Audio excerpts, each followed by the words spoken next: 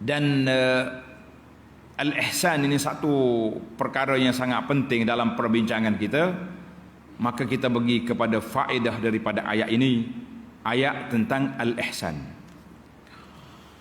Inna Allah ya'muru bil 'adli wal ihsan, kata di ulama tafsir, al-ihsan fawqal 'adli.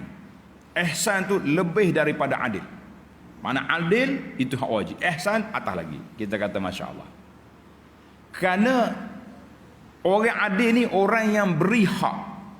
Artinya kalau orang kita berhutang dengan orang duit 1,000, cukup masa saya pergi bayar 1,000, itu nama dia adil, sebab kita dah bayar hak dia.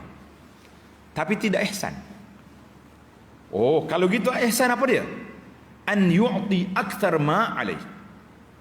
Saya bayar duit dia 1,000, saya bawa lagi buah durian, tengok musim durian ke mangga ke nasi mandi ke, tuan, oleh kerana tuan telah buat jasa baik dengan saya bawa nasi mandi, tempah nasi arak 1 talam. Itu ihsan. Ustaz, saya belajar dalam bab fiqh, siapa dia bagi hutang pada orang minta lebih, riba. Kita kata na'am, sahih.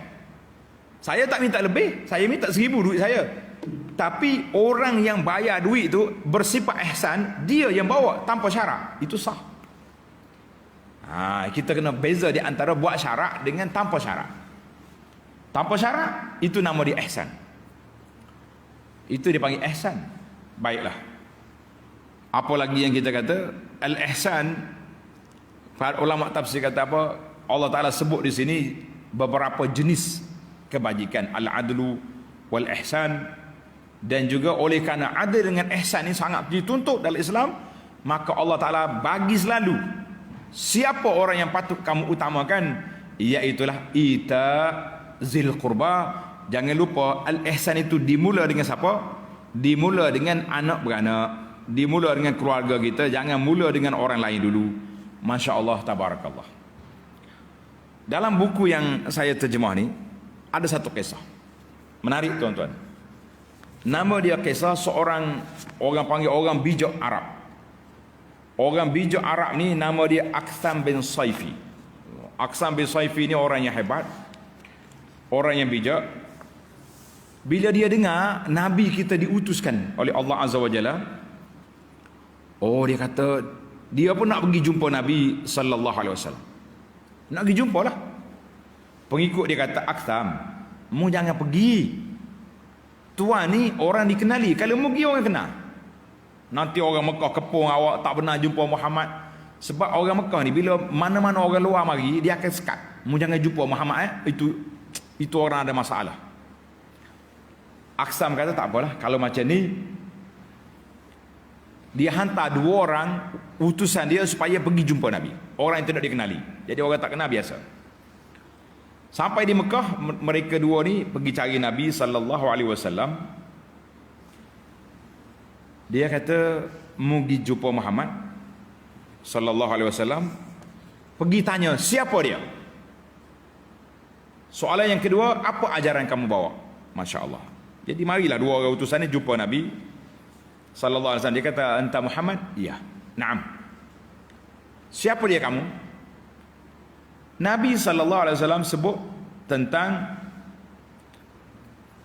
ana Muhammad bin Abdullah bin Abdul Muttalib. Dia sebut keturunan dia. Tak lebih daripada itu.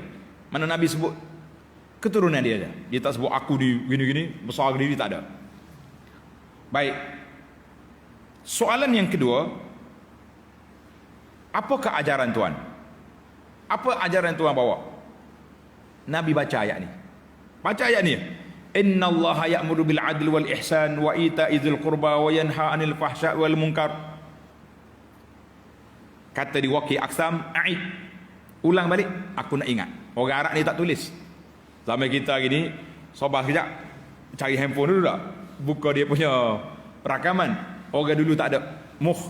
Otak dia berjalan. Ulang balik sampai dia ingat ayat. Dia kata cukuplah Muhammad, kami balik. Bila dia balik, dia cerita kepada Aksam. Aksam kata, tak ada nak bangga-bangga keturunan, tak ada. Nabi sebut je, dia kata ini memang orang baik. Ajaran dia mengajar kepada makarimul akhlak, kepada akhlak yang mulia. Aksam kata kunu ra'isan wala takunu mar'usan. Kita kena cepat ikut Muhammad, biar kita duduk orang atas, jangan jadi orang yang kemudian. Pasal itulah orang bila kita dengar benda baik, kita buat terus, orang ni lebih baik daripada orang yang duduk mepeh, orang Kelantan kata mepeh. Maknanya duduk melelau sana sini, tengok orang ramai orang ikut baru kita ikut. Itu lambat.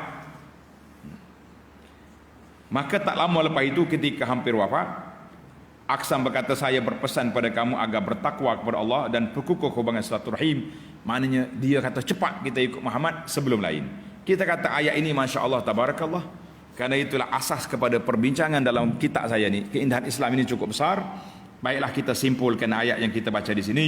Para jemaah sekalian, ulama tafsir kata ayat ini, innallaha ya'muru bil ihsani, hazil ayat jama'at ahkaman kabira katsira. Ayat ini telah mengumpul banyak hukum hakam yang banyak, mengandungi arahan dan mengandungi larangan. 3 arahan, 3 larangan. Ajma'u ayatin fil Quran lil hathi 'alal masalih kulliha. Ayat yang mengumpulkan tentang maslahah dan juga ayat yang mengumpulkan tentang larangan dan kerusakan. Allahu akbar.